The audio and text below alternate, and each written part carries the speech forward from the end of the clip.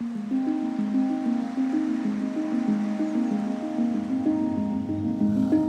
suis à Pontivy, petite ville de 15 000 habitants située dans le Morbihan, en Bretagne.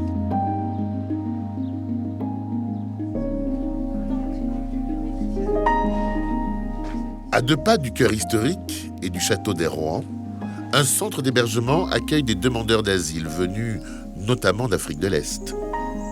C'est ici qu'un jeune Somalien a commencé à écrire une nouvelle page de sa vie depuis 2018.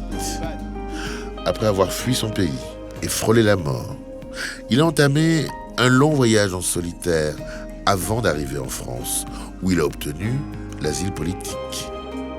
Derrière son incroyable joie de vivre se cache un parcours fait d'épreuves qu'il s'apprête à me raconter. Hey! Bienvenue en Bretagne! Ravi d'être à Pontivy. Je suis très content de te voir. Moi aussi. Très content. Salut. Salut. Salut, ami. Salut. Salut, ami. Enchanté. Tu vas bien? Ma gloire. Liban. On dit Liban? Liban, ouais. Liban? Non, Liban. Non, Liban. Liban. Ouais. Mais écrit comme Liban. On l'écrit comme Liban. Ouais. Liban, tu as quel âge? 30. 30. Ouais. Et tu viens d'où? Somalie. Comment un jeune homme de Somalie se retrouve ici, à Pontivy? C'est une longue histoire. D'accord. Chez moi, Somalia, en France, c'est 12 000 kilomètres. D'accord. Je suis parti chez mon pays 2015. En 2015. En 2015, ouais. Et tu es arrivé à Pontivy, au final, en quelle année? 2018. 2018. Oui, à Pontivy. Qu'est-ce qui fait que tu dois partir de la Somalie? Je fais parce que, à cause de très difficile histoire, pourquoi j'arrivais à France? Parce qu'il n'y a pas de sécurité là-bas. D'accord. Parce que toute ma famille Oui. était morte là-bas. D'accord. Et moi, C'est pour des raisons politiques ou criminelles? Djihadiste. Les djihadistes, d'accord. Djihadiste. Tu pensais aller où? Dans quel pays tu pensais te réfugier? Quand il arrivait quelque chose pour toi, tu ne connais pas rien. Tu vas courir comme animaux, quoi. Ouais. Je sortais comme ça, mais je ne sais pas Où aller? où aller. Je n'ai pas pensé j'allais France ou quel pays. Mais, je ne choisis pas, moi. Bien sûr. J'ai besoin juste pour D'être sauvé, de vivre. sauver ma vie. La vie. La vie. L'urgence, c'était la vie. La vie, c'est tout. Je n'ai pas cherché argent, quelque chose bien, faire appartement, tout ça, pour Il fallait juste ma vie. survivre. Survivre. Après l'horreur que tu as vécue, les horreurs que tu as vécues, la première image que tu as quand tu es arrivé en France, tu es arrivé où? Dans quelle ville? J'arrivais à Paris pour le terrain. Par le train? Première, j'arrivais Libye, après Italie, D'accord. après Autriche, Oui. après Allemagne, après Suisse, Oui. après France. Je vais changer le monde. Je vais sauver les gens. Quoi? Avec ton histoire. comme Avec exemple. mon histoire, moi, je perdu mon père, ma mère, mon frère, ma femme, deux les enfants, un fille, un garçon. J'ai perdu tout mon argent, mon business, mon pays, tout, j'ai perdu. C'est pour ça que j'ai besoin de partager mon histoire. On dit en français, ça a une valeur d'exemple.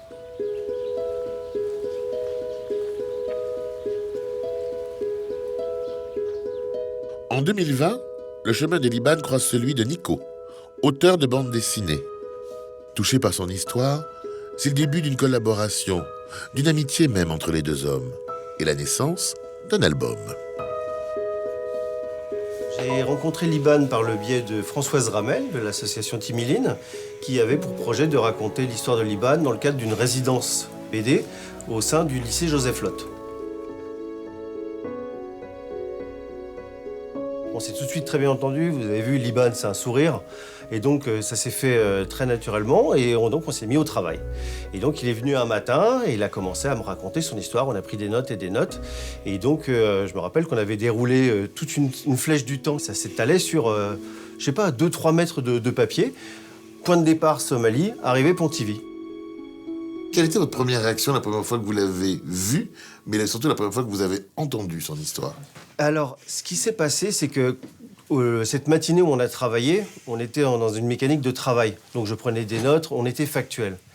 Et donc la journée se passe, et je me suis retrouvé face à mes notes que j'ai relues. Et c'est là où j'ai réalisé tout ce qui lui était arrivé, j'en ai eu les larmes aux yeux. Le périple de Liban a été terrible, il a vu des choses, mais nous autres occidentaux, mais on ne supporterait pas. Je touche beaucoup les gens. Je vais partager avec les gens. C'est pour ça que je ne reste chez moi. Je pense avec les gens, comment ça sauve les gens. Quand j'ai regardé, moi, j'ai jamais vu dessinateur, photo, tout ça, parce que j'ai une forêt. Somalia, je suis chamelière. C'est comme ça, j'ai touché moi, Nico, parce que c'est mon histoire. C'est comme ça, je suis très content. Après, j'ai mal au cœur parce que c'est très, très triste, mon histoire. Quand je parle, c'est facile. Les gens, ils pensent au cinéma ou quelque chose. Mais le voir, c'est plus difficile. C'est très difficile. Vous l'avez fait, Nico, très proche de la réalité, on le reconnaît. J'ai travaillé d'après photo, c'était très important. Je ne pouvais pas interpréter Liban. Alors naturellement, il va falloir la scénariser. Je lui ai demandé de poser, tu te rappelles, on était dans la rue. Et quand, à un moment donné, Liban a pris une balle dans le genou. Et donc, il m'a remimé la scène quand il a pansé sa plaie avec sa chemise. Liban m'a apporté beaucoup de documentation. La culture somalienne, le soufisme, la faune, la flore, c'est un voyage à part entière qu'il me propose là. Il y a certaines choses qu'il faudra présenter avec les formes. Maintenant, il va y avoir des passages très durs qu'il va falloir évoquer parce que ça fait partie de l'histoire. Il y a une part sombre, il y a de la lumière également, mais il va falloir quand même montrer certaines choses. Et c'est vrai que Liban, j'ai dû lui poser des questions, j'étais gêné. Mais Liban m'a tout de suite mis en confiance, il m'a dit non, c'est pas grave, il faut que tu saches. Et il a commencé à me raconter des choses en détail. Il m'a même montré certaines vidéos prises par des tortionnaires. Donc j'ai assisté, tu te rappelles les vidéos de torture? Torture, oui. Et donc il m'a montré tout ça parce qu'il avait bien compris que c'était mon intérêt de tout me dire. Ouais. Notre intérêt. Mais on n'est pas ici pour faire du spectaculaire sanglant. On va être factuel, histo.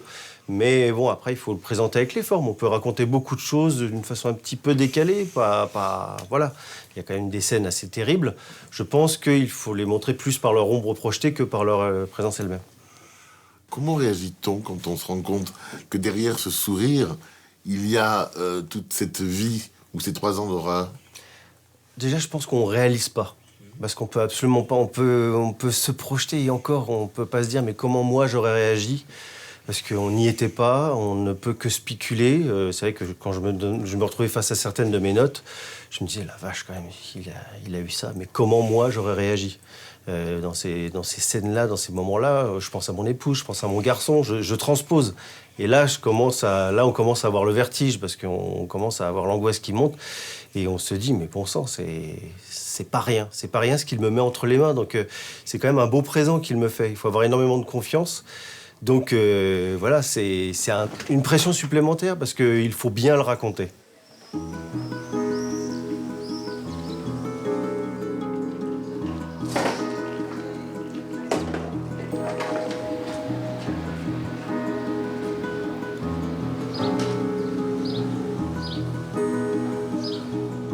Salut. Ça va?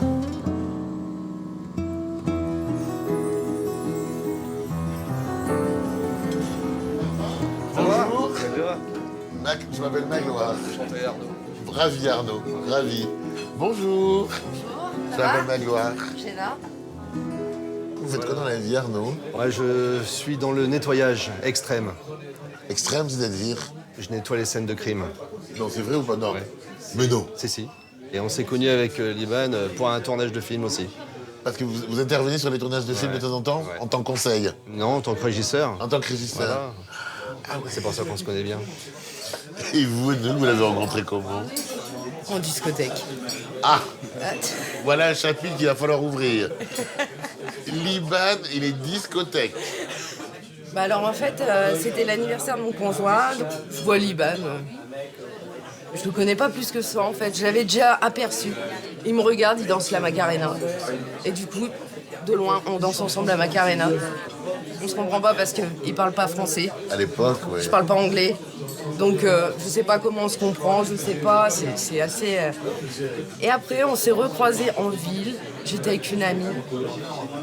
On se comprend toujours pas. Et après, ce qui s'est passé, c'est qu'on a utilisé le traducteur. Et après, il m'a fait, moi, je t'apprends l'anglais, tu m'apprends le français. Et maintenant, je parle anglais et il parle français. C'est bien, Voilà, c'est une bien. longue histoire, mais bien. bon, il y a eu beaucoup de fêtes, il y a eu beaucoup de... on a bien rigolé.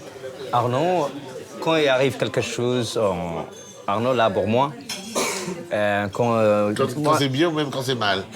Tout. Quand ça va pas, tu appelles Arnaud.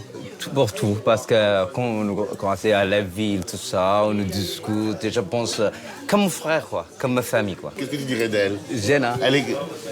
Jenna, c'est ma meilleure amie. Avant, je ne parlais pas français. C'était difficile pour moi, je ne connais pas personne bien. Quand on est contre discothèque, on a commencé à parler toujours parce qu'on a confiance. Et Jenna, elle a deux les enfants. Elle a confiance avec moi. 2 fois, je garde les enfants. Je sens comme ma famille, quoi. Bah, il agit un peu comme un grand frère. Hein. Avec les enfants, il est quand même assez proche. Hein. Que ce soit les miens, les siens ou avec tous les enfants. Hein. Je pense qu'il a beaucoup de choses à apporter, justement. C'est un grand enfant, voilà. Ouais. J'imagine que ça vient aussi du fait de ne plus avoir de famille. Ouais. C'est très dur. J'ai perdu mes enfants, un fille et un garçon. Ils touchent. Quand je regarde les enfants, je pense comme les enfants, quoi. Je broche tout le temps avec les enfants. J'adore. C'est un peu triste, mais toujours j'adore jouer avec les enfants. Parce que les gens, toujours... la dernière fois, j'ai travaillé à MICEP. J'adore travailler les gens handicapés, tout ça. Donner content, rigole, faire câlin. Les gens, ils pensent, je suis fou. Moi, ben fou. J'aime pas fier. Je dis, ah non, c'est pas comme ça. Demain, il arrive pour moi aussi, je sais pas. Peut-être demain, j'ai un accident. J'ai arrivé au premier pays. Je dis, j'ai un handicap, c'est difficile de marcher. Aidez-moi pour sortir. Balle là. Il a dit, ah non, toi, il n'y a pas de papier, désolé, allez, dégage. Mais la balle, on t'a enlevé qu'en France? France, oui. Bontivier Et après Hospital. combien de temps? J'ai été 2018 mai. Tu as gardé une balle dans le genou pendant 3 ans? 3 ans. C'est pour ça que je trouve. C'est comme mon pays, quoi. Tout le monde, les gens français, jeunes, je pense mon frère, tout vieux, je pense ma mère, mon père, tout le monde. J'adore câlin, tout le monde. On va se faire un gros câlin, on va manger. En 2015, la vie de Liban bascule. Son frère meurt sous ses yeux. Sa famille est menacée par les djihadistes. Son père lui ordonne de quitter la Somalie. C'est le début d'un long périple qui va durer 3 ans.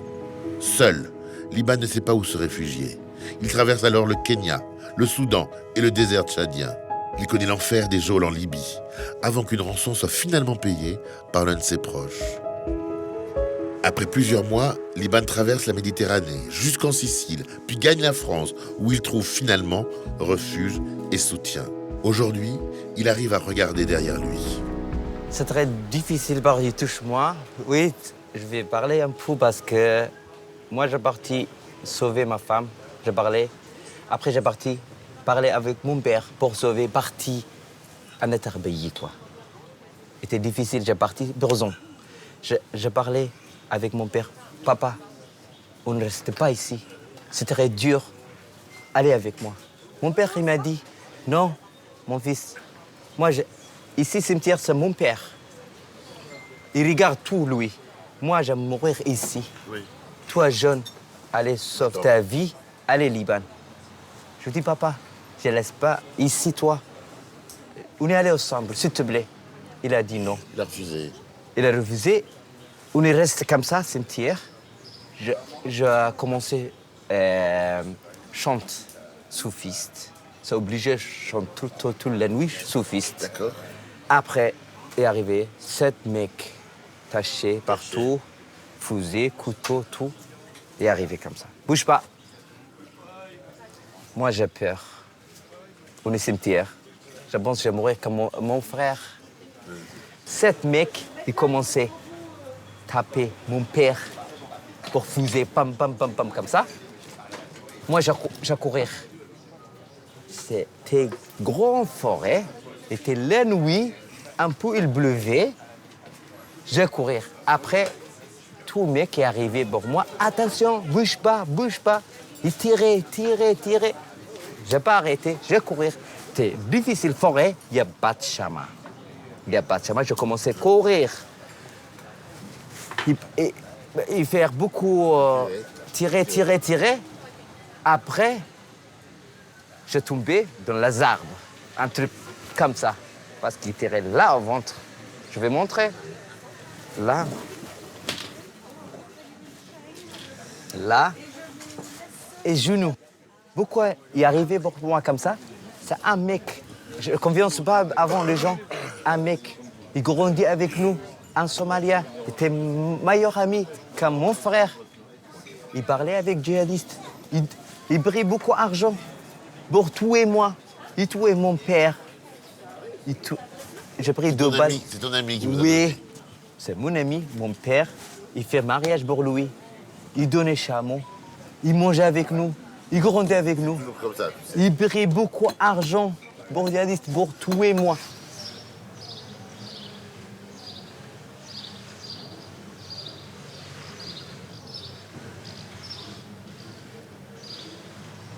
Normalement, djihadiste, c'est pas religion. C'est un truc comme corona, comme virus, comme maladie.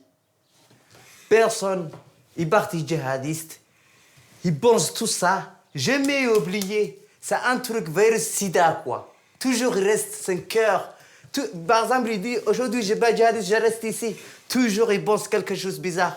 Comment t'as oublié? Personne et tout. Ta femme, ton père, les enfants, attentats. Putain, je sais pas. J'ai rien compris. Les gens somaliens, il n'y a pas d'école. C'est les enfants. Djihadistes arrivent, ils donnent l'argent. Et bah, il y a école. Ils changent la tête, ça c'est djihad. Prends la bombe. Toute ta mère. Quelle religion, ça, c'est business. C'est toujours la même. C'est toujours le même schéma dans tous les pays. Ça a été comme ça dans les années 80, 90 en Algérie, où on donnait de l'argent aux pauvres pour qu'ils deviennent, qu'ils souscrivent à l'intégrisme. C'est toujours comme ça. Normalement, argent, c'est pas important. Aujourd'hui, tu as beaucoup d'argent. Demain, toi, il n'y a pas d'argent. Pour tuer quelqu'un, ça c'est très dur. Comment ils donnent tout le corps tuer quelqu'un comme toi? Je préférais, je reste dormir la roue, il n'y a pas d'argent. Je préfère ça. Tuer quelqu'un, non, c'est interdit. Toi, tu es comme ça. Nous sommes comme ça. Mais tu sais bien, parce que tu les as vus de près, moi, beaucoup moins, que l'être humain est capable de faire les pires horreurs, juste pour avoir un statut, juste pour manger. Ça ne s'explique pas. C'est pour ça que ce que tu as vécu, c'est d'autant plus injuste, parce que ces gens qui t'ont fait ça en Somalie, qui t'ont fait autre chose en Libye, au départ, vous n'avez rien les uns contre les autres. Rien. Il n'y a aucune justification. Donc c'est incompréhensible. En français, on dit c'est indicible. On n'a pas le droit, puisqu'il n'y a pas... On ne peut pas faire ça. Tu comprends ce que je veux te dire? C'est pour ça que ce que tu as subi, dont tu veux témoigner avec courage, ne peut trouver aucune justification rationnelle. C'est pas possible. Et ce que tu as vécu l'impossible. C'est pour ça que c'est d'autant plus courageux de ta part de témoigner de cet impossible-là.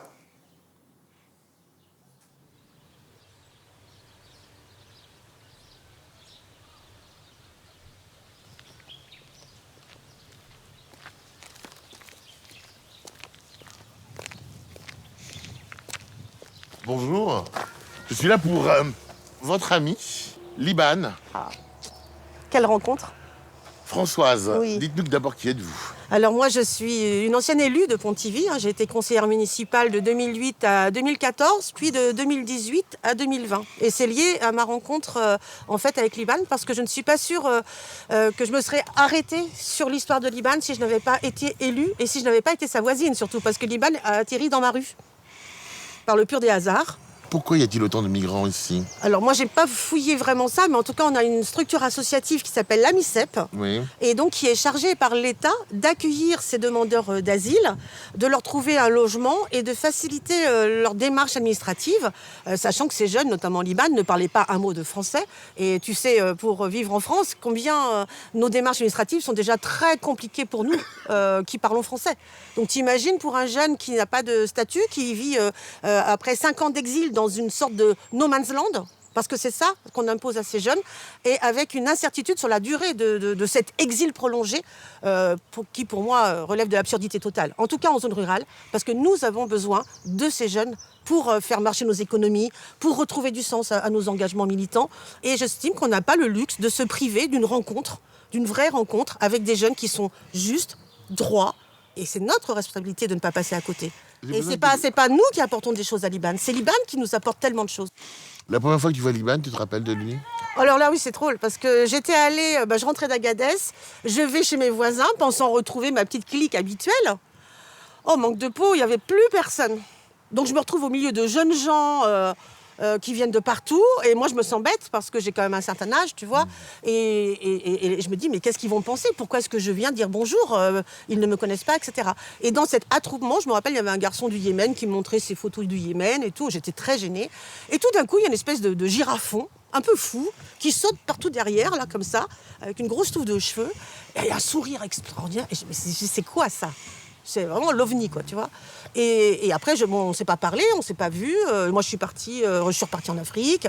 Et puis, c'est quand je suis revenue que là, ce garçon, je lui disais bonjour, etc. Et là, je le vois en béquille. Je sais que c'est le ramadan. Et je me dis, voilà, mais quelle solitude, quoi. Quelle solitude. Moi, j'arrive d'Afrique, je suis accueillie partout, les bras ouverts, je vis des choses extraordinaires. Et je dis, chez nous, ces jeunes-là sont juste en attente. Et ça, je trouve ça tellement dur. J'ai essayé aussi de m'intéresser à d'autres avant Liban, ce qui m'a préparée quelque part. J'étais prête, en fait, quand Liban est arrivé. Eh bien, la barrière de la langue. La chance que Liban parle anglais de manière très courante, avec un excellent anglais, ça facilite beaucoup de choses. Moi, je parle anglais aussi. Il a un vrai talent. Il a un vrai talent. Donc, tu peux pas passer à côté de ça. De quelle nature, le talent? Les relations. Une capacité relationnelle extraordinaire, une capacité d'adaptation exceptionnelle. Évidemment, moi, il force mon admiration sur la résilience. Enfin, comment on survit à tout ça? Moi, j'en serais incapable. Je veux dire, j'aurais baissé les bras très, très, très, très vite.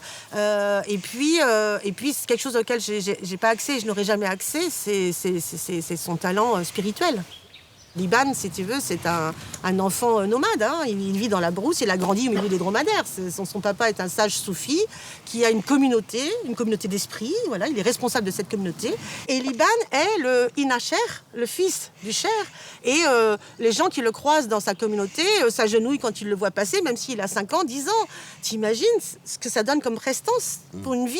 Et il arrive à Pontivy, il n'est personne. Il est the black, le noir, Liban du en breton, ça veut dire noir. Eh ben, ça, il faut l'assumer, il faut le vivre. Donc c'est quelqu'un qui est très important dans sa communauté. Et aujourd'hui, cette importance, il lui trouve, tu vois, comme un fleuve qui trouve par des méandres une façon de contourner les obstacles. Il arrive à la rivière. Et coûte que coûte, moi, ce que je veux, c'est que le trésor de Liban et de 12 siècles de sa famille, il est le dernier survivant de toute une lignée qui vient du Yémen, je veux que ce trésor arrive à l'océan.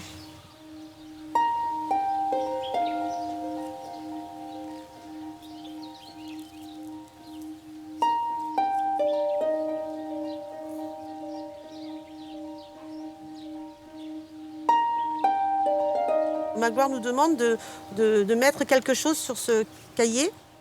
Et donc je ne sais pas, qu'est-ce que tu veux qu'on laisse comme trace?